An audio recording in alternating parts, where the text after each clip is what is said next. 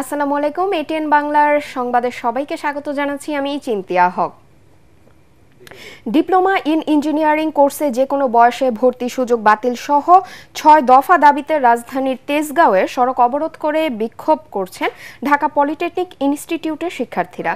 এতে মহাখালী তেজগাঁও সড়কে গাড়ি চলাচল বন্ধ রয়েছে। তীব্র যানজটে পড়েছে আশপাশের সড়কগুলোতেও।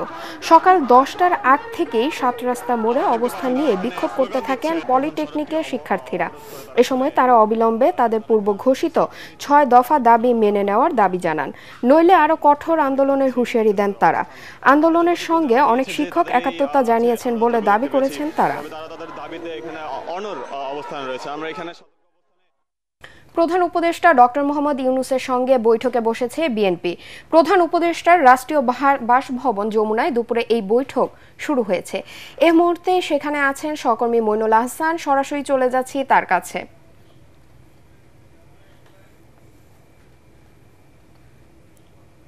বিএনপির প্রতিনিধি দল কি বৈঠকে বসেছে? আপনার কাছে কি তথ্য আছে মইনুল? বৈঠকের নির্ধারিত সময় আসলে দুপুর ১২টা হলেও এখনো আনুষ্ঠানিকভাবে বৈঠক শুরু হয়নি। আপনি জানেন যে ঢাকার বিশেষ করে তেজগাঁ এলাকায় ছাত্ররা যে রাস্তা অবরোধ করেছে, সেই অবরোধের কারণে পুরো রাজধানী জুড়ে তীব্র যানজটের সৃষ্টি হয়েছে। সেই কারণে এই বৈঠকে বিএনপির যিনি প্রতিনিধিত্ব করবেন বা নেতৃত্ব দেবেন, মহাসচিব মির্জা ফখরুল ইসলাম আলমগীর, তিনি এখনও আসলে এই যমুনায় এসে পৌঁছতে পারেননি। সেই কারণে আসলে এখন পর্যন্ত আনুষ্ঠানিকভাবে বৈঠকটি শুরু হয়নি। এরই মধ্যে বিএনপির কয়েকজন স্থায়ী কমিটির নেতা যমুনায় প্রবেশ করেছেন বৈঠকে অংশ নেয়ার জন্য।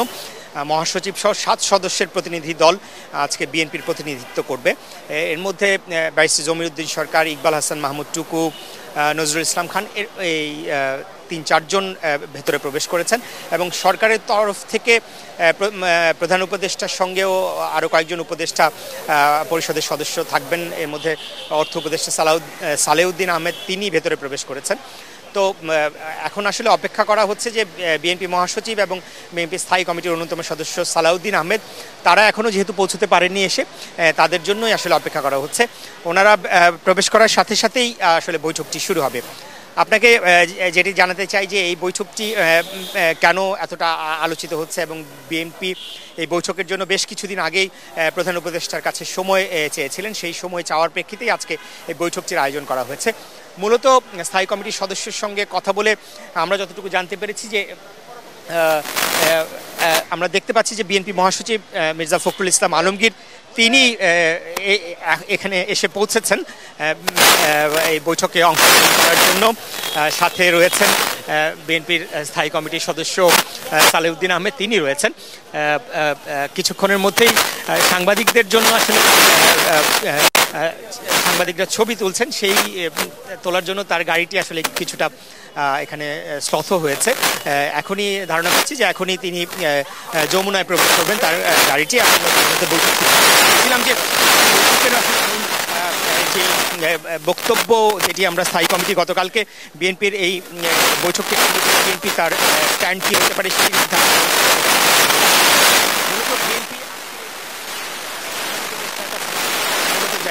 চাইবে যে জাতীয় নির্বাচনের সুনির্দিষ্ট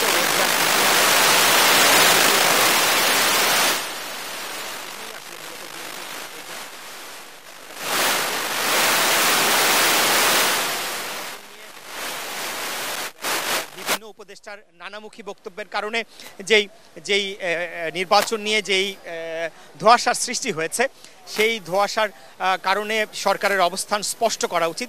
সেই কারণে আসলে মূলত আজকে বৈঠকে এই দাবিটি জোরালোভাবে উপস্থাপন করা হবে। এছাড়াও সংস্কার ইস্যুতে সরকারের অবস্থান জানতে চাইবে বিএনপি। এরই মধ্যে 6টি সংস্কার কমিশনের প্রস্তাবনার প্রেক্ষিতে বিভিন্ন রাজনৈতিক দল, বিএনপি সহ, তারা তাদের প্রস্তাবনা তুলে ধরেছেন। সেই ঐক্যমতের ভিত্তিতে যেগুলোতে ঐক্যমত্য হয়েছে, সেই সংস্কারগুলো দ্রুত করে যাতে নির্বাচন, সংশ্লিষ্ট সংস্কারগুলো দ্রুত করে নির্বাচনের তারিখ ঘোষণা করা হয়, সেই দাবিটি বিএনপি আজকের এই বৈঠকে মূলত তুলে ধরবে। তো বৈঠকে কিছুক্ষণের মধ্যেই বৈঠকটি শুরু হবে এবং বৈঠক শেষে বিএনপি নেতৃবৃন্দ গণমাধ্যমের সঙ্গে কথা বলবেন। তারপর আমরা আসলে সরকারের তরফ থেকেও হয়তো প্রেস সচিব বা অন্য কেউ সরকারি মুখপাত্র কথা বলতে পারেন। এরপরেই আমরা আসলে বৈঠকের বিস্তারিত আপনার মাধ্যমে আমাদের দর্শকদের জানাতে পারবো। মইনুল, আপনাকে ধন্যবাদ। উপাচার্যের অপসারণের এক দফা দাবিতে আজ দ্বিতীয় দিনের মতো বিক্ষোভ কর্মসূচি পালন করছেন খুলনা প্রকৌশল ও প্রযুক্তি বিশ্ববিদ্যালয় কুয়েট শিক্ষার্থীরা। গোটা ক্যাম্পাসে এখনো থমথমে পরিবেশ বিরাজ করছে। উদ্বুদ্ধ পরিস্থিতি নিয়ে উপাচার্য বেলা 11টায় বিভাগীয় প্রধান ও শিক্ষকদের সাথে বৈঠকে বসেছেন।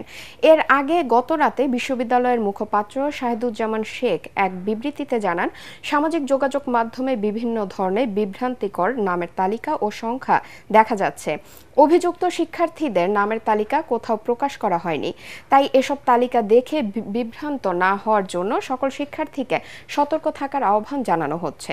সিন্ডিকেটের পরবর্তী সিদ্ধান্ত অনুসারে বিশ্ববিদ্যালয়ের ছাত্র শৃঙ্খলা কমিটি এই তদন্ত প্রতিবেদন পূর্ণাঙ্গ পর্যালোচনার মাধ্যমে শান্তি বিষয়ে সিদ্ধান্ত নেবে।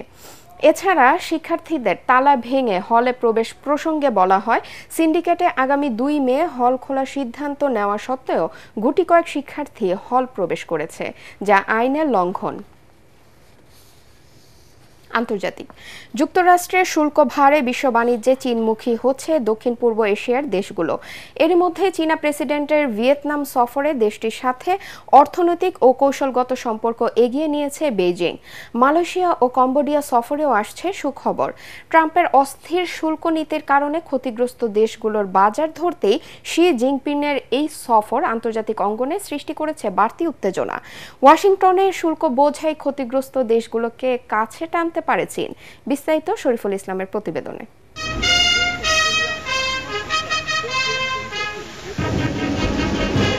দক্ষিণ পূর্ব এশিয়া সফরের শুরুতেই গেল সোমবার ভিয়েতনামে যান চীনের প্রেসিডেন্ট শি জিনপিং। রাজকীয় নানা আনুষ্ঠানিকতায় তাকে সর্বোচ্চ সম্মান দিয়ে বরণ করে নেয় দেশটির জনগণ।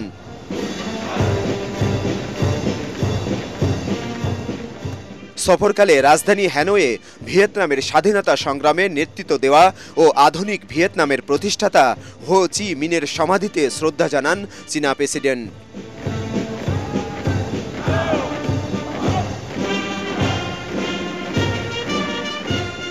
পরে দুদেশের মধ্যে বৈঠকে সই হয় ৪৫টি সহযোগিতা চুক্তি।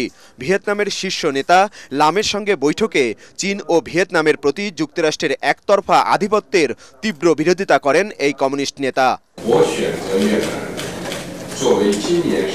এবছর এটি আমার প্রথম বিদেশ সফর, যেখানে আমি ভিয়েতনামকেই প্রথম বেছে নিয়েছি। চীন ভিয়েতনাম ইতিহাসের এক সন্ধিক্ষণে দাঁড়িয়ে এখন আমাদের হাতে হাত মিলিয়ে এগিয়ে যেতে হবে। তবে চীনা প্রেসিডেন্টের ভিয়েতনাম সফরে বড্ড ক্ষেপেছেন মার্কিন প্রেসিডেন্ট। ওভাল অফিসে বসে ক্ষুব্ধ সেই প্রতিক্রিয়া দেখিয়েছেন ডোনাল্ড ট্রাম্প। আমি চীন ও ভিয়েতনামকে দোষ দিচ্ছি না, তাদের বৈঠকটি খুবই চমৎকার।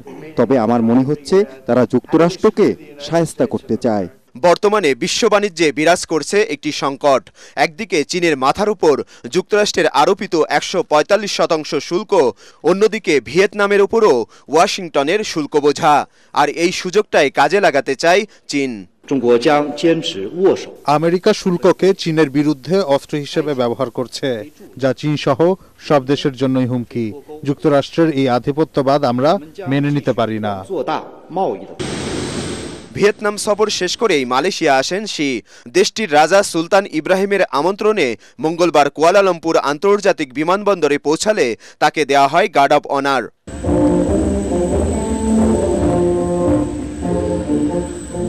দক্ষিণ এশিয়ার আরেক দেশ কম্বোডিয়ার প্রধান রপ্তানি বাজার যুক্তরাষ্ট্র।